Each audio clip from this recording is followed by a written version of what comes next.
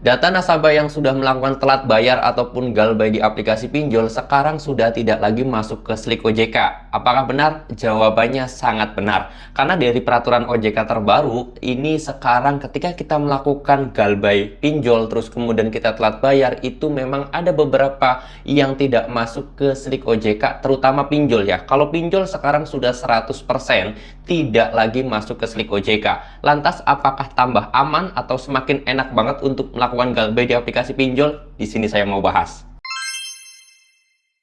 Assalamualaikum warahmatullahi wabarakatuh teman-teman semuanya. Pada kesempatan video kali ini saya ingin membahas yang namanya data Slik OJK, yang mana sekarang itu banyak sekali pinjol yang sudah tidak lagi masuk ke Slik OJK. Karena ya saya sendiri juga mengalami hal itu, yaitu ketika saya melakukan galbay di aplikasi pinjol dan ternyata ketika kita cek itu jarang banget, bukan jarang, bahkan 100% tidak ada datanya di Slik OJK teman-teman. Nah, kok bisa seperti itu Bang? Padahal saya sendiri sudah telat bayar, terus kemudian saya sendiri pernah melakukan galbay juga, dan bahkan saya sendiri sering banget dapetin DM ataupun komentar dari kalian, itu Bang, saya sudah melakukan galbay di aplikasi ini, tapi saya ketika cek di Slik OJK, ternyata data saya nggak ada, nggak punya hutang dan yang lain sebagainya. Itu kenapa Bang? Apakah semua pinjol itu tidak masuk ke Slik OJK? Jawaban saya adalah benar teman-teman, karena sekarang hutang di pinjol itu bukan lagi masuknya ke Slik OJK, tapi masuknya itu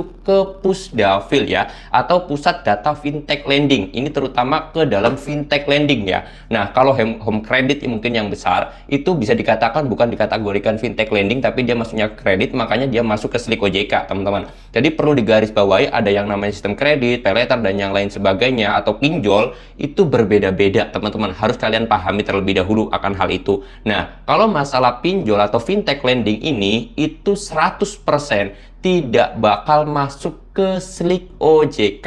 Kenapa? Karena OJK telah mengatur, yaitu namanya Pusdafil. Apa itu Pusdafil? Pusat Data Fintech Lending. Jadi transaksi semua nasabah itu ada di situ, baik yang telat bayar, baik yang galbay, baik yang lancar setorannya dan yang lain sebagainya. Jadi kalau misalkan kalian itu ngecek di Slik OJK-nya, maka kalian nggak bakalan lihat data riwayat hutang kalian di pinjol tersebut. Yang ada hanyalah pinjaman di bank ataupun yang lain sebagainya. Seperti itu ya. Jadi jangan heran kalau misalkan sekarang itu kalian sudah melakukan galbay di aplikasi pinjol, terus kemudian kalian ngecek di Slik OJK, ternyata data kalian itu tidak ada. Itu bukan berarti kalian itu sebenarnya aman dalam hal perpinjolan. Tidak, tetapi kalian itu datanya masuk ke Pusdafil tadi atau Pusat Fintech Lending tersebut teman-teman. Nah, apakah nanti ketika kita mengajukan ke pihak perbankan, hutang kita juga nggak kelihatan ataupun kita itu bakal aman? Ternyata jawabannya enggak juga. Karena Pusdafil tersebut terhubung juga dengan Slik OJK, yang mana itu bisa dilihat juga dari pihak perbankan ataupun dari pinjol-pinjol yang lainnya.